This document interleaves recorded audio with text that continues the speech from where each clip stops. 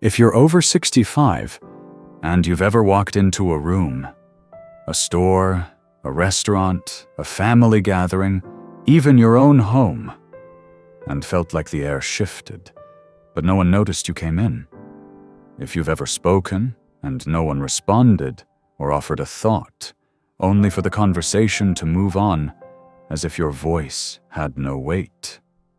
If you've ever stood in a group and felt like a ghost in your own life, seen maybe, but not really acknowledged. This story is for you.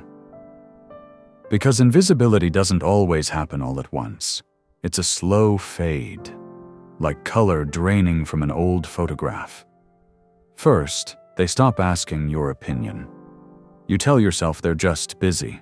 Next, they forget to call. Then one day, they talk about you like you're not there, as if your role is to listen, but never to be heard. It's not always cruel. Sometimes it's just absent-minded, unthinking. But it hurts all the same, because it's not just being left out.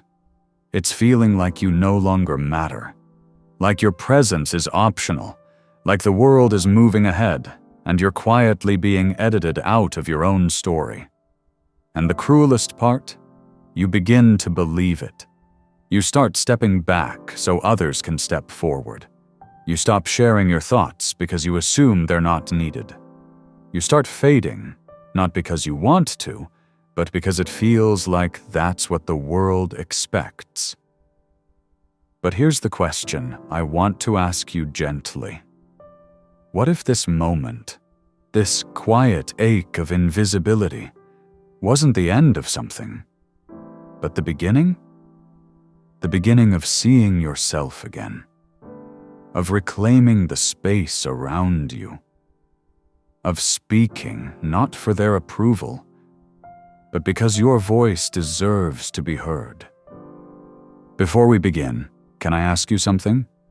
Have you ever felt invisible, even in a room full of people you love, even among those who used to hang on your every word, even in a home that once echoed with your name, but now feels strangely quiet even when it's full? If so, you're not alone. And if it feels safe, you can share that moment in the comments below. This space sees you, and more importantly, you are not forgotten here. Her name is Ruth. She's 69. She lives just outside Indianapolis, in a small, pale yellow house she and her late husband bought in the summer of 1972. It still has the same wind chimes they hung on the porch 50 years ago. They make a softer sound now, like old bells whispering across the seasons. Most days, the house is quiet. Not lonely exactly, but quiet in a way that settles into your bones. She still bakes the same cornbread recipe, still folds the laundry the way her mother taught her, still talks to her husband when no one else is around, not because she expects a reply, but because it makes the silence feel less sharp. Her children live nearby. They visit. They're kind, but always rushing. 10-minute drop-ins, half-answered questions, hugs mid-phone call, a birthday gift handed over in a bag with a receipt still inside. They love her. She knows that. But love doesn't always feel like presence, and presence doesn't always mean being truly seen. At the grocery store, cashiers barely make eye contact. Younger customers cut in front of her in line. A boy bumped her shoulder once without looking back. No excuse me. No pause. At the doctor's office, they call her sweetie in that slow, sugary tone that sounds more like condescension than care. No one asks her how she feels, only what her blood pressure says. But the moment that brought it all into focus came one warm afternoon. Her daughter hosted a family barbecue. The backyard buzzed with voices, laughing, shouting, Music playing through a speaker no one could quite hear over the chaos. Everyone was busy, passing plates, telling inside jokes she didn't know. Ruth sat on a folding chair by the fence, a paper cup of lemonade balanced on her knee, nodding, smiling, but completely invisible. No one asked how she was. No one asked if she needed anything. And when she did speak, once, softly, to add to a story about her grandson, no one responded. The conversation rolled forward like she hadn't said a word. That night, she sat on the edge of her bed, unclasping the watch her husband gave her 40 years ago. She stared at the wall and whispered, more to herself than anyone else, "Do they even notice I'm still here?" That sentence. It wasn't angry. It wasn't dramatic. It was just tired, worn out from the weight of being unseen. But the next morning, something shifted. It wasn't a sudden transformation, not a grand awakening, just a quiet decision, a flicker of defiance in the mirror. That morning, Ruth did what she always did. She rose before the sun, fed the cat, put the kettle on, stirred honey into her tea the way she always had, clockwise 3 times. It was a habit she picked up decades ago when her children were young and the house was never quiet. But on this day, she paused. She stood in front of the mirror longer than usual. The light from the window landed softly on her face, illuminating every line, every shadow of who she used to be and still was. Beneath it all, she didn't feel sad. She didn't feel angry. She just felt done shrinking, done apologizing for taking up space, done pretending she didn't mind being overlooked. That afternoon, she opened her closet, reached past the gray sweaters, past the beige cardigans, and pulled out her favorite one, a rich blue with tiny embroidered flowers on the cuffs. She used to save it for special occasions. But what was she waiting for now? A wedding? A second life? She put it on, added a touch of lipstick. A soft berry color her husband once said made her look full of spark. No one was coming over. There was no event. But today, she dressed for herself. Later, at the store, she waited in line while a man in his 30s cut right in front of her. He didn't see her. Or maybe he did, but chose not to. And for a split second, she almost let it go. Almost let herself shrink again. But then, something rose in her chest. A kind of quiet bravery that hadn't visited in years. She tapped him gently on the elbow and said with calm clarity, "Excuse me, I was next." He blinked, stepped back, apologized, looked her in the eyes. It wasn't dramatic, it wasn't loud, but it was real. And it reminded Ruth, in the simplest, most human way, that she didn't have to disappear. That moment stayed with her. Not because it was huge, but because it was hers. It was a reclaiming, a declaration. I'm still here. I still matter. I still see myself, even if you don't. And here's the question I want to ask you. Have you ever done something small that helped you feel visible again? Maybe it was wearing your favorite scarf, or saying no when you usually say yes. Maybe it was speaking up when everyone expected you to stay quiet. If so, share it in the comments, not for applause, but as a breadcrumb, a signpost for someone else who's trying to find their way back to themselves. Your voice might be the reason someone else remembers their own. Ruth still wears that blue sweater, not every day, just on the ones when she needs to feel most like herself. She still goes to family barbecues. She still listens. Quietly, patiently, with the kind of grace only time can teach. But now, when she speaks, she doesn't lower her voice. She doesn't wait for permission. She just speaks. And slowly, not all at once, but gradually, they started listening again. Not because she raised her voice, but because she raised her presence. Because she remembered her worth before anyone else did. Being seen doesn't always start with other people. Sometimes it begins in the mirror. When you choose to wear the color that makes you feel alive. When you say the thing you've been holding in. When you take up space, not with anger, but with quiet confidence. The world may not always see you right away, but that doesn't mean you're invisible. It just means they forgot how to look. So remind them. Remind them by showing up fully. Remind them by living out loud. Remind them by remembering and reclaiming your own worth. Because you are not finished. You are not background noise. You are not fading. You are still here.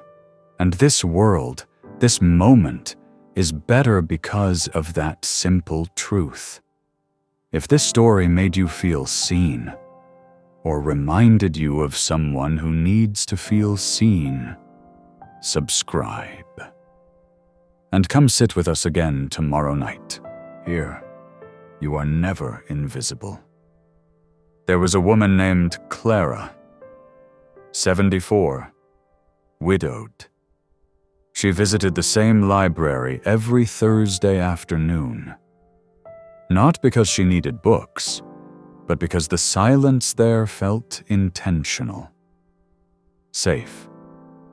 Respectful. She sat in the back corner by the large window that overlooked the trees. She liked the way the sun poured in around 2 p.m., the way it touched her hands like they were still part of something important. No one ever spoke to her, and in a way, that was comforting. At least they weren't pretending. At least the silence was honest. But one day, as she sat flipping through a worn volume of poems, a boy, maybe 20, maybe a student, walked by, paused, and said, "That's one of my favorites." Clara looked up. His voice was warm, but his eyes were even warmer. He wasn't in a rush. He didn't look past her. He looked at her.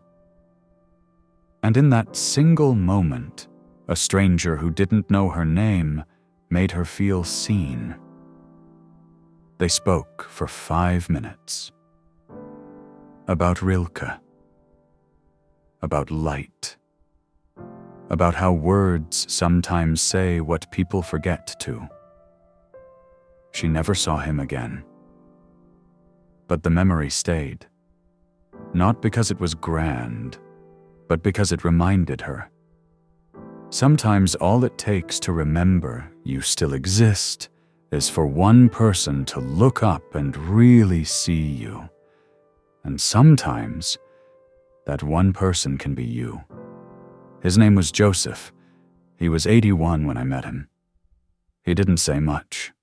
Wore a hat indoors, carried a pen, but never wrote anything down.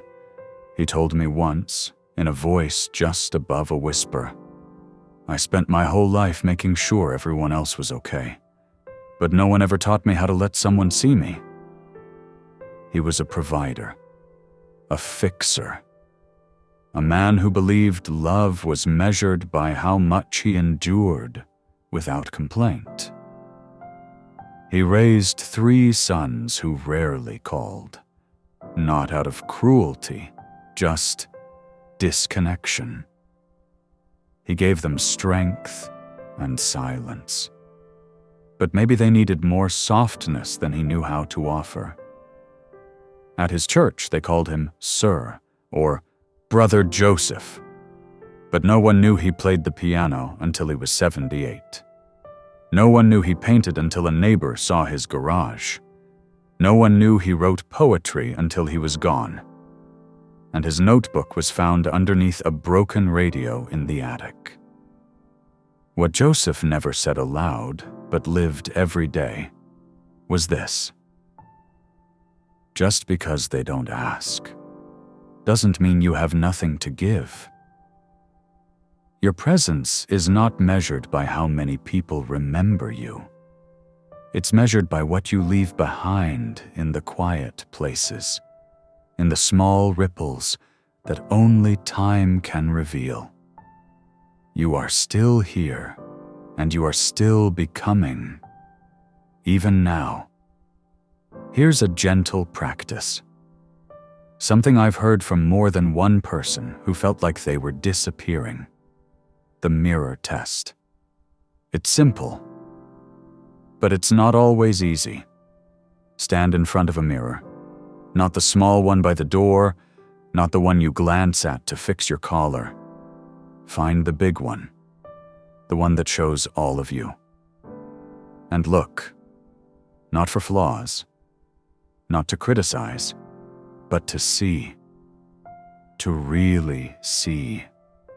The lines earned over decades, the eyes that held both joy and grief, the hands that raised children, held loved ones, tended gardens, carried burdens. Look without rushing. Look without judgment. Look until you remember that you are not gone. Not fading, not lesser than you were. You're still here, not the same, but still whole, still wise, still worthy. Some people light a candle when they do it. Some play music.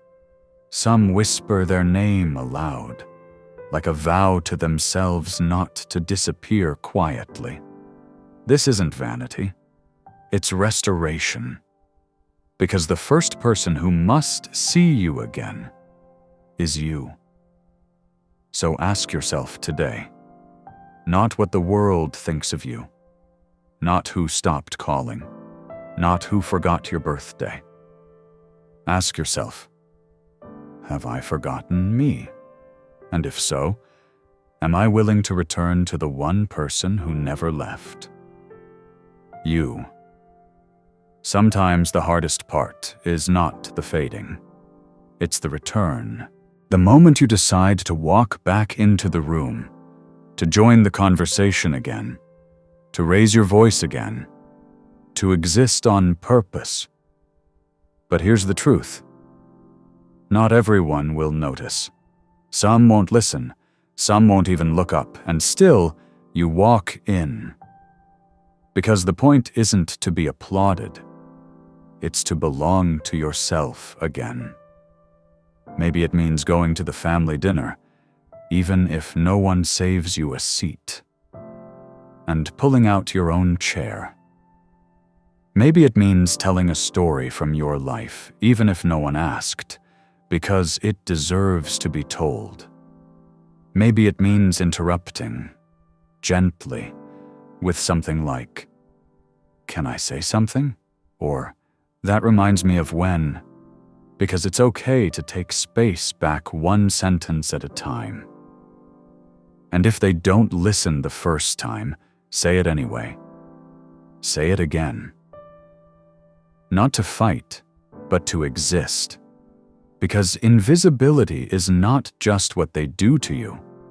It's what you start doing to yourself when you believe them. So here's what I offer you. Permission. To enter again. To speak again. To wear the dress. To sign up for the class. To raise your hand. To walk into a space without needing to be invited. Because you're already enough. return. Even if the room is cold, even if the chairs are full, even if no one saved you a seat, sit down anyway and speak, because the world still needs your voice, whether it knows it yet or not. There's a myth that after a certain age you fade, that your best stories have already been told, that your purpose has already been fulfilled, that now you're just here to observe, not participate. But I want to offer you something else, something softer, something truer. What if these aren't the declining years, but the revealing ones? The years when everything that never mattered falls away, and only the real, the sacred, the unshakable remains. The years when your smile isn't about looking pretty, but about being fully present, when your words aren't polished for perfection, but soaked in truth. When your days aren't filled with noise, but with meaning, chosen, not chased. You are not less. You are more distilled, more essential. You are not invisible. You are concentrated presence in a world distracted by surfaces. So maybe they don't see you. Maybe they walk past the way people walk past old trees, forgetting that those roots are holding everything together. Let them forget. You remember. You are still here, still unfolding, still rising, not in the way you once did, but in the way only age can teach. Don't call these years an ending. Call them what they are, a becoming. So maybe you felt it, the shrinking, the soft fading, the way people stop asking, stop noticing, stop remembering how radiant you really are. Maybe you've stopped raising your voice, not out of peace, but out of quiet surrender. But let this be the moment you remember. You are still the child who once laughed so loud your chest hurt. You are still the friend who stayed up late to help someone cry. You are still the parent, the lover, the artist, the thinker. You are still the soul that carried entire worlds through decades of change. You have not disappeared. You have just paused, and now you are returning. So wear the color. Tell the story. Say your name out loud. Look in the mirror and greet yourself like someone you've missed and are finally ready to see again. The world may not always applaud. That's okay. Applause was never the goal. The goal is presence. The goal is truth. The goal is coming home to yourself. Fully, finally, unapologetically. So if this story saw you, held you, reminded you that your place in this world is not optional, subscribe and come sit with us again tomorrow. Because here, we don't forget the ones who feel forgotten. We light a candle in the quiet, and we remind you again and again, you are not invisible. You are vital. You are still becoming.